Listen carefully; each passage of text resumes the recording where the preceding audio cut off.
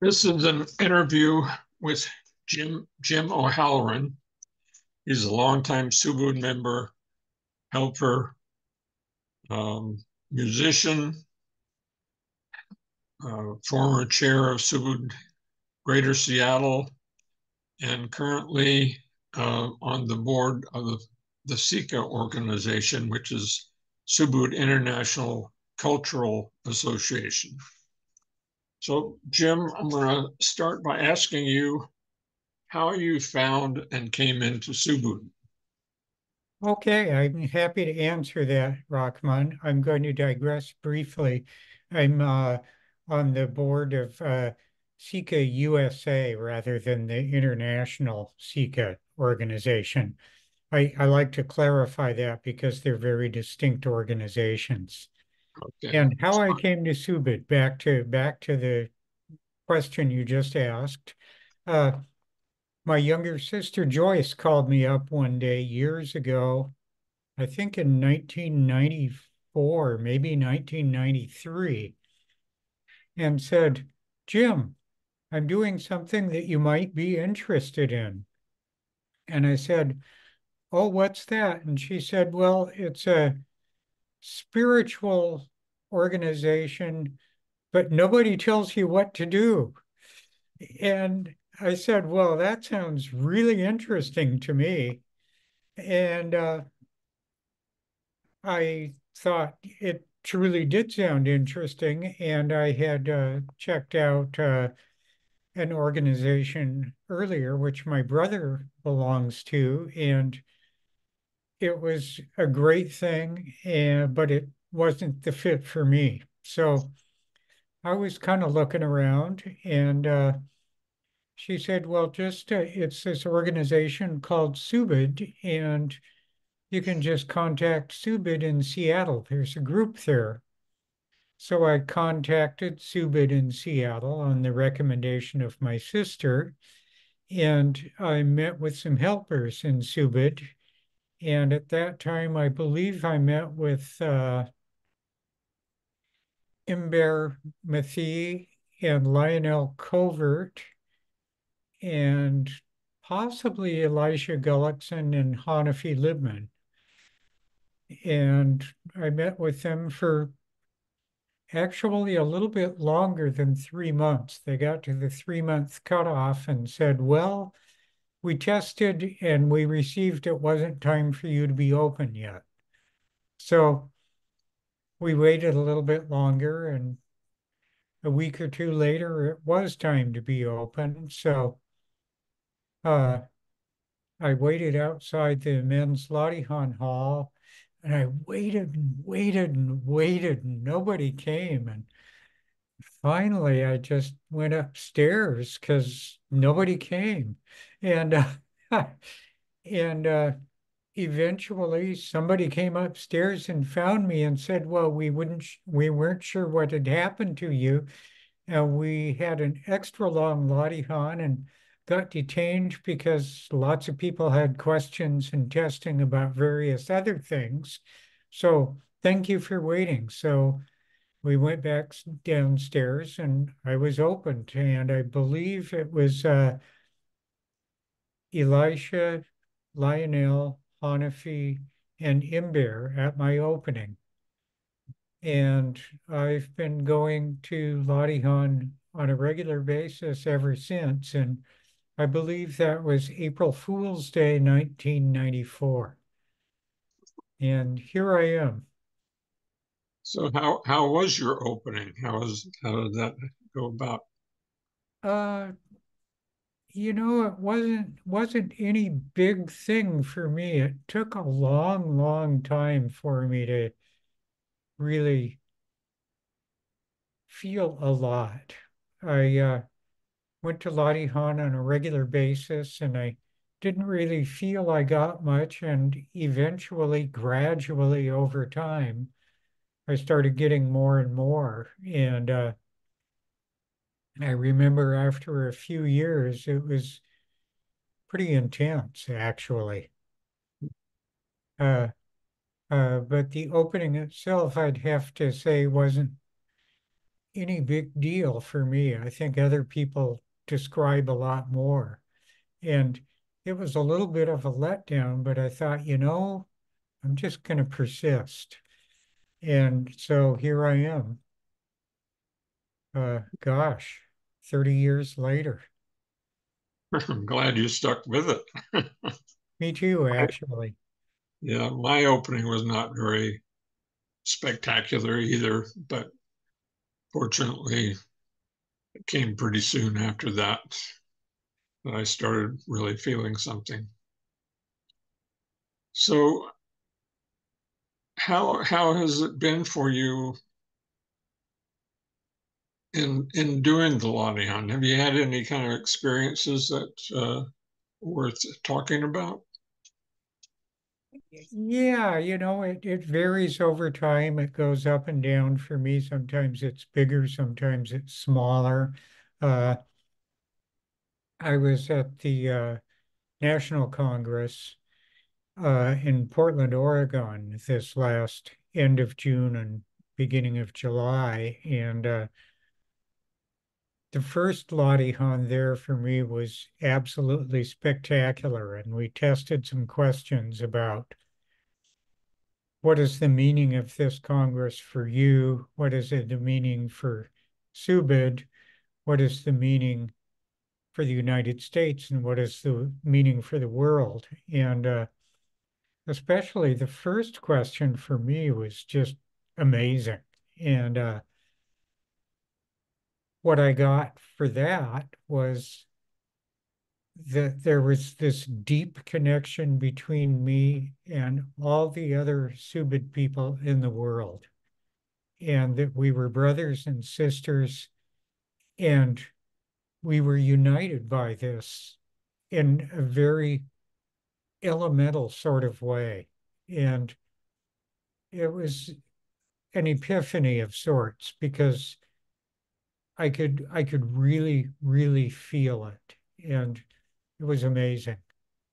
And the entire going to the Congress and being there for days was totally worth it in that one test. And I should mention also that my sister Joyce, who called me up and said, you should check out Subud, did so because she was introduced to Subud by her neighbors, the Peviks. And here I am 30 years later on the board with Lawrence Pevick. Oh, So things come around, which is pretty cool. yeah, it's neat. So, what about your later experience? You've been chairman of the Subud Greater Seattle for a number of years. How has that been for you? It's had its vicissitudes, I would have to say. It's been good. I really had to step away from that. First off, it had been 6 years, and which is, I think, too long for anything. But also that I found that when I went to do Latihan, I would become distracted by all the details of running the organization of Subud Seattle and all the various things that need to happen, like has the furnace filter been changed? How's the garden doing? What are we going to do about the wiring? How's the funding? Are people getting a sufficient experience to maintain a viable group? And so it's been good to step away from being the chair and come to Subid and just do the Lottie hunt. Well, I think myself and many others appreciate your long service because that was, Well, thank you. Thank you very much, Rockman. I did sincerely attempt to listen to everybody involved. And I think there were times when I was more and less successful at that, but that was always my sincere attempt. Yeah. Well, I think you did a great job. Thank you. Thank you.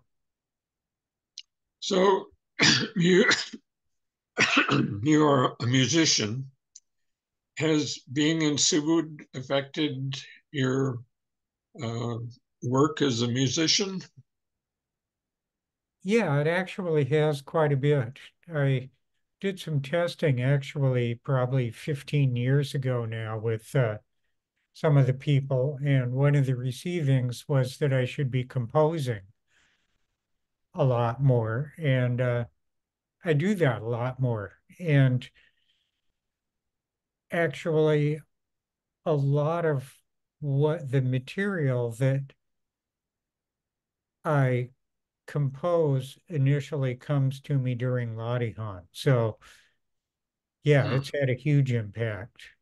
Yeah. And I should have a recording of 5 tunes coming out within the next several months. And they're all tunes that I've written over the past 20 plus years. And almost all of them have come from fragments, have come from Ladihan, and other parts have come from seeking the truth that I feel within Ladihan in the tone that I produce on my instrument. And that leading to melodies, and melodies leading to larger forms, and leading to rhythms, and leading to tunes. So yeah, it's had an enormous impact. So, and your instrument is, Oh, sorry. My main instrument is flute.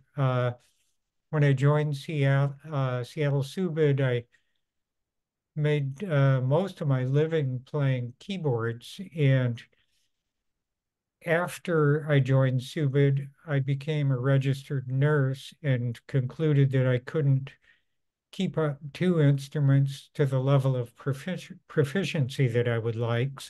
And I had a great gig playing in a charanga band, which is Cuban dance music. So I dropped the keyboards and just played flute. And I still work out things on the keyboards, but mostly I play flute. And in public, I just play flute.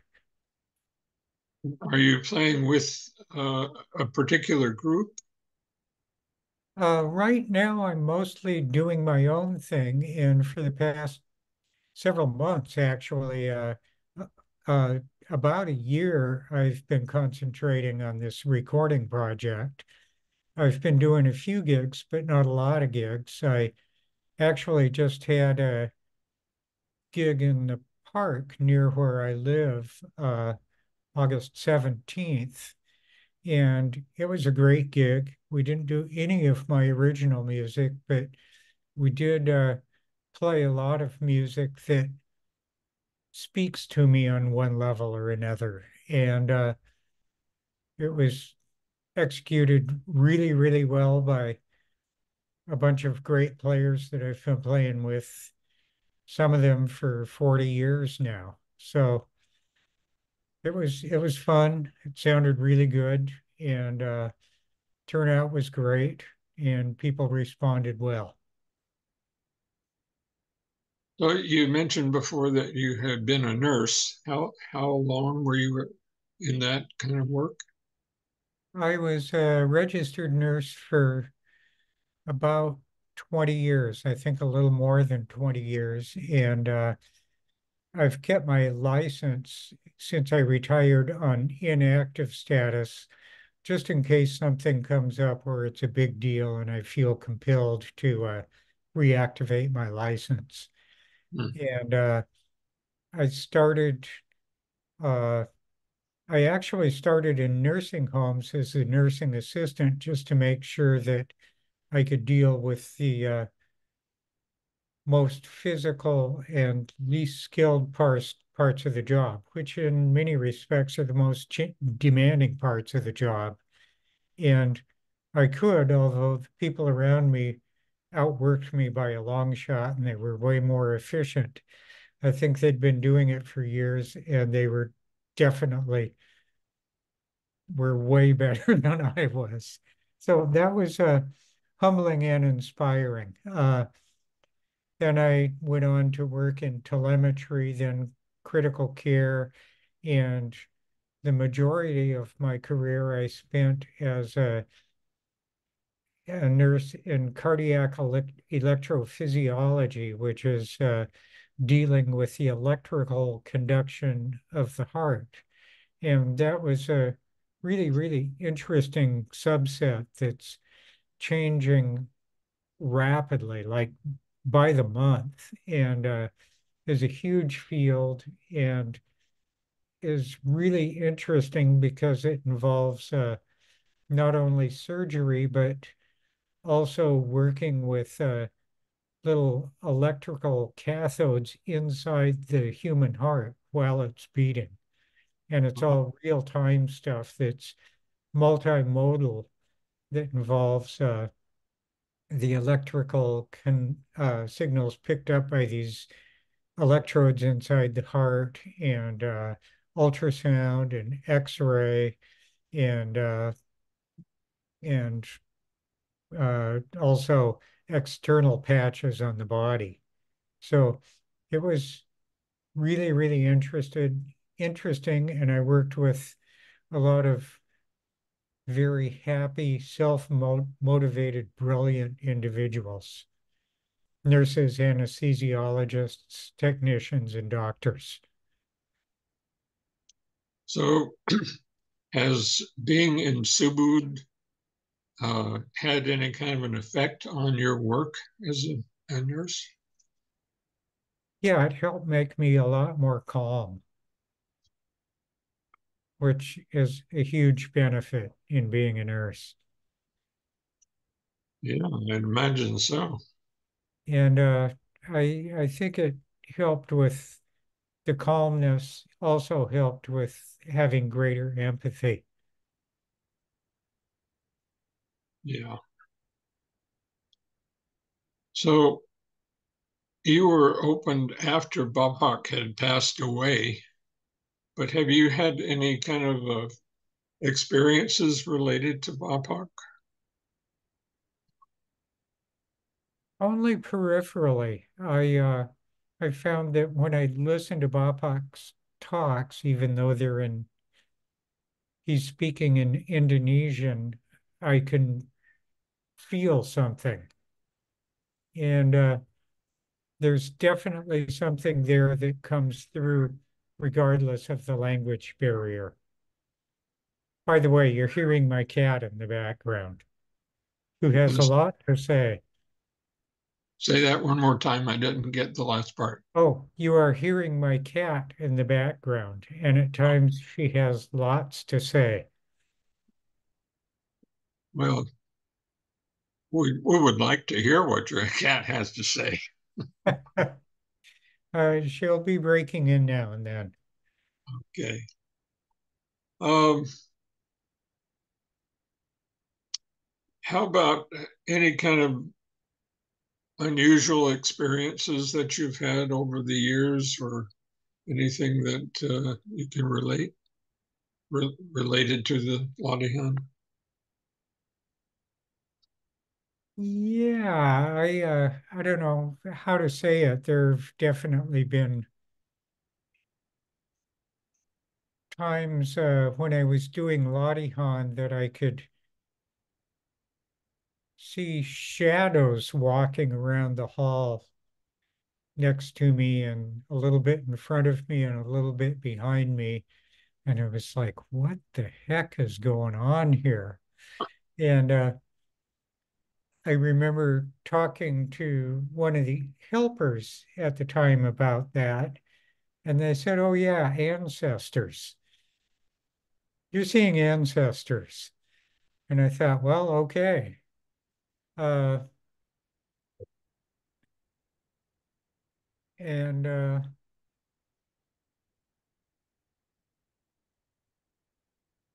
there have been times that I've seen things floating in the Subud Hall, which were just like, what the heck is that? Like the sort of green blob with sort of appendages floating around in the Subud Hall. And I was just like, oh my goodness gracious sakes, what am I seeing here?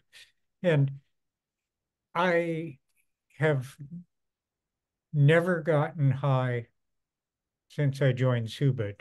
And in fact, had quit getting high long before I joined Subud. So this had nothing to do with being high. It was just stuff. Stuff Uh, that came through the Latihan, huh? well, I don't know. I don't know. I don't know about the green blob at all. I That was actually a little bit alarming. The shadows less so. Yeah.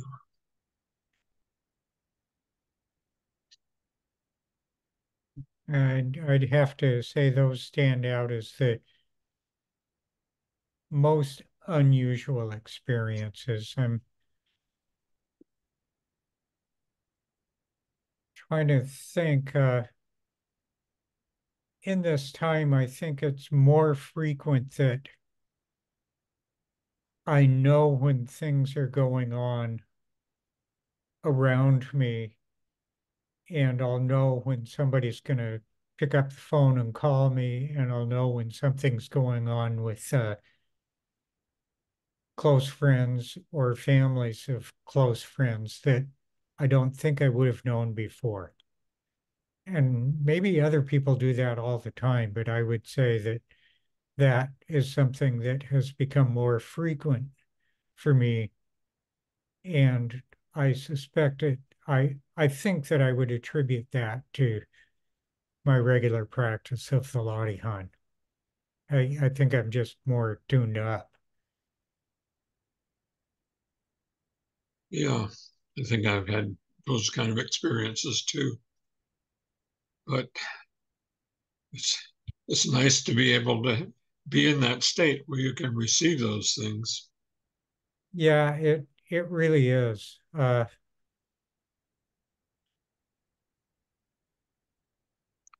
So Go go ahead. ahead. Oh, okay. I also served as a helper in the Seattle Subud group for a number of years and have agreed to be helper pro tem if no one is around to time while people are out of town or if they're indisposed. So I'm sort of back in the helper mix a little bit, not a lot, but I always found that I would receive great benefit from testing questions when people had questions they felt needed to be tested, which is interesting because I find that I don't test myself very often, although I did just test something on Sunday. But often for me, when I receive things for people, it's what I get is more colors and radiance and planes of energy rather than words. And I'll get sensations too and feelings, but I tend not to get verbal stuff or specific answers. It's more in the realm of colors and energy and vectors. How can you interpret those answers if you're doing it in receiving colors? I kind of go by their warmth or coldness. And Okay. so if something, if something feels like it's full of life, I figure, well, that's a good sign. And if it's has discord involved, and I'll get sensations like life or warmth or coldness or harmony or discord. That I think that makes it pretty pretty simple for me. And Yeah. I think the other part is, am I attracted to the colors? Am I not attracted to the colors? Do they feel like they're going to be good for me? Do they feel like they're not going to be good for me? Or am I getting nothing at all? Or is the absence a sort of coldness or stillness in the case of getting, say, a negative receiving about something? So I think more often I get the colors and energy and radiance when it's a positive receiving. And when a receiving is negative for me, I tend to get less of the colors and more inertness or lack of vitality. Yeah. It's interesting. We all receive things in different ways. Yeah, we do. And it's interesting we're having this conversation. I'm not sure that I've really talked much about it in the past. And I really don't know much what other people get except when we test together in a group and people talk about their receivings. And oftentimes people talk about moving forwards or backing up or feeling motion within their bodies. And I get less of that and more sensation. Hmm. So, how would you rate being in Subud in general as a lifetime experience? Well, it keeps working for me, Rockman, and I think that's the most important thing. I'd say absolutely 100% of the time that I come to Lottie something's going on that's bigger than me.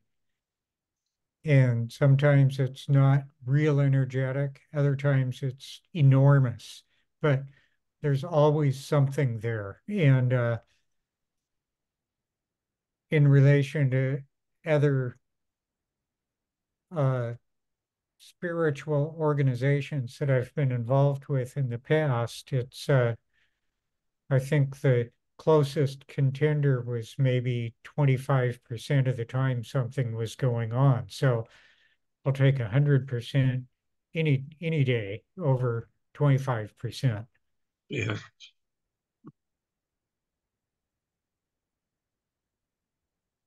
Well, I don't have any more questions, but if there's anything else you'd like to add,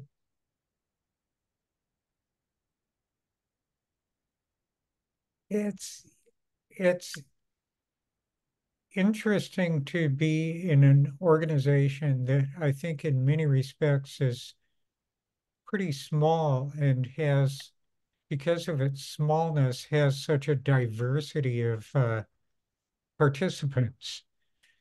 And so I tend to encounter people that are in many respects very different than the people I would generally meet and spend time with. And I think that's really, really positive.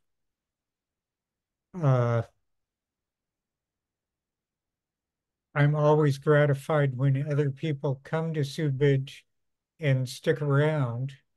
And I'm always interested to see people that come, get opened, disappear, and then come back.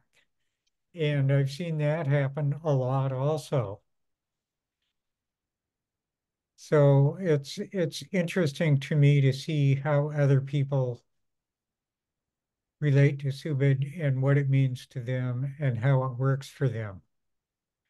yeah, I think that's all I've got to say. I really, really appreciate being around and spending with time with people who have been around since the time of BAPOC and like you and like Hallstein Stralberg and and the things that other people say who have been around for a long time. One of the key phrases that has been sticking with me this year was something that Frederick Branchflower had to say, which is harmony. It's all about harmony. And that's, I think, really huge. And since we are such a diverse group and small group, it can be hard to hang on to that harmony. And yet that harmony is exactly what I felt in that first test at the National Congress this year. And I felt it on such a deep basis. And it's something that I hope to continually come back to and remember the sensation of also. So you mentioned that you were serving on the SICA board. Is there anything you wanted to say about that? Yeah, it's a good organization. We're always looking for people to write articles, and we're trying to think about Subud International Cultural Organization, USA, as being larger than art or music or acting or writing or uh, any of those things, but also include Subud culture in the larger sense. Like, what does Subud culture mean to, say, a doctor who's a longtime Subud member? Or what does Subud culture mean to an accountant? And what does Subud culture mean to a volleyball player, for instance? So, uh, we're trying to really think about Subud culture in the larger respect, in that Subud culture is a larger umbrella than might be initially perceived. Yeah, And I'm growing into that concept. good.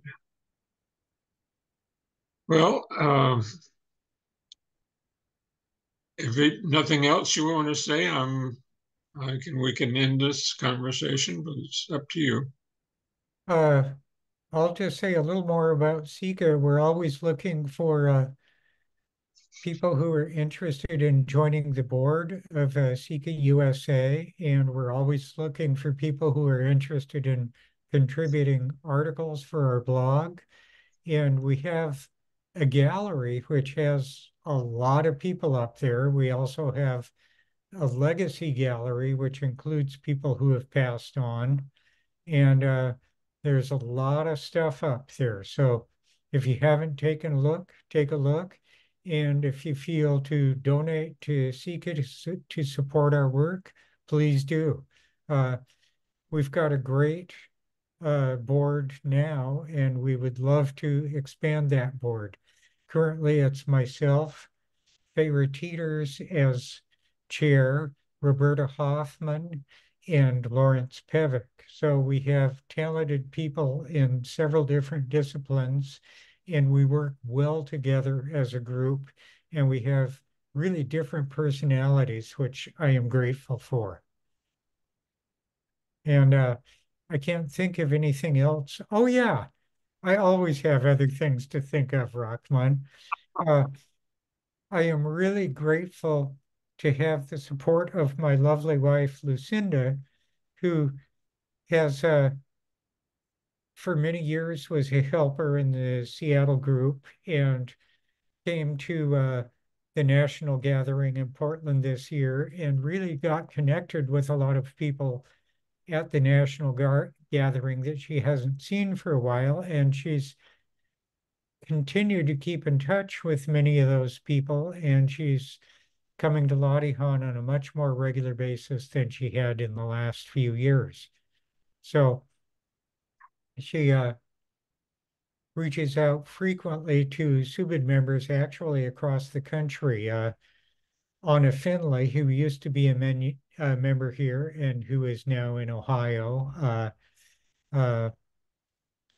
Khadija Obar, who's now outside of Portland, Oregon, and Raymond Norton, who's just on the other side of the lake, but who currently is in Italy, I believe. So uh, I am grateful for that. It definitely adds to my energy within Subud and to our energy as family unit. And I think that's all I've got to add. I'd like to thank you, Rahman, for the opportunity to do this interview. And now I'm going to have to go back and look at other interviews to see what other people have said. Well, thank you, Jim. I really appreciate you doing this. So I'm going to end the recording. Okay. Thank you, Rahman.